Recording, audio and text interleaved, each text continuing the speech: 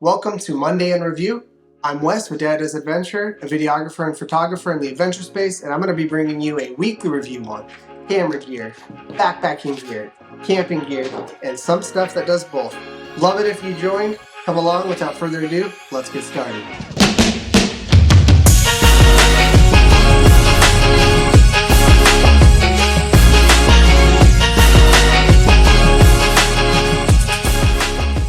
Our first camping item for Monday is the Flexlight Air from REI.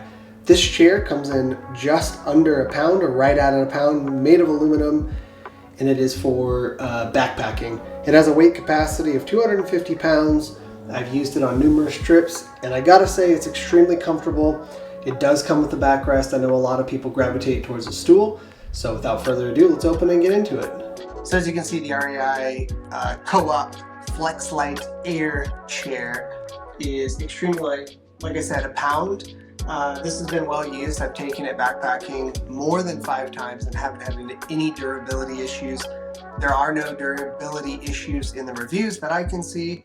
It has fairly good reviews, above 4 stars in almost every platform. It does hit that weight requirement that makes it really desirable.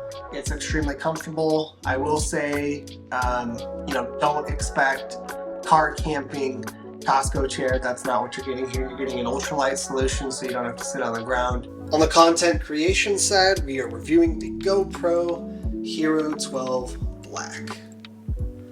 And I gotta say, I was skeptical, but I'm off the fence. This thing performs extremely well. I do have 2 accessories that I think are pinnacle for what I use it. And I also want to address the question of what changed from the 11 to 12 to make this such an outstanding product. So first, I did get a set of filters from K&F. Polar Pro makes a set as well. And the biggie is the CPL, because I will be using this as a car rig setup with this magnet. This magnet hookup with mount makes it incredibly easy to move it around the car and shoot through windows, and the CPL reduces the glare and allows you to see the subject. So the GoPro 12 is the first GoPro to shoot with GP log, which means that when I'm filming with this camera, I can easily switch to footage with my Sony ZV-E1, or if you have an FX3 or a DJI with D-Log, you can easily grade them to Rec 709. So for those of you who are on the fence about this, I do think it's a great product and allows me to easily get car footage. Now, there is one downside. The battery life on this is really good. It's super light. It stays in line with the 10, 11, and 12 as far as lens size, and it has an additional screw mount in the bottom. You have your typical GoPro flat mount, but it also allows for a screw mount, which is typical for the cage. I believe that's a 1/4 inch, but I'll have to look at that. So the downside. The only thing that I have to knock this for is its low light performance.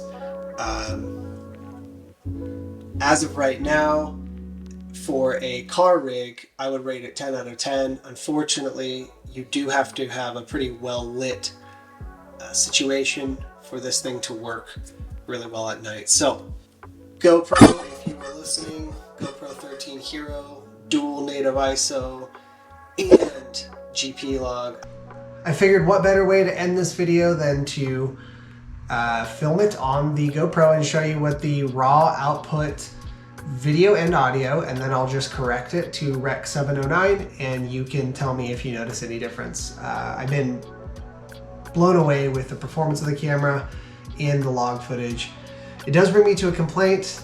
As I was mounting this up to show you the difference between the ZV-E1 in S-Log and the GoPro in GP log, I was reminded of something that was rather frustrating. Is on the GoPro, I have no visual way of seeing my exposure.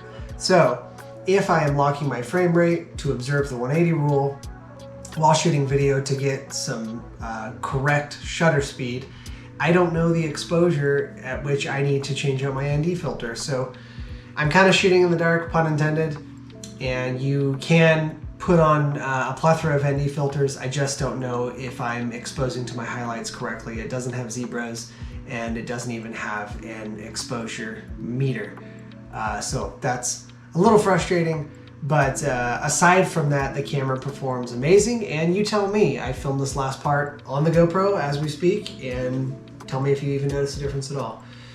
Thank you so much. I appreciate you coming along. We'll see you next Monday, and we'll review 2 new products next Monday, one in the outdoor space and one in the content creation, and every once in a while we'll do one that does both. Have an awesome Monday. Catch you guys later.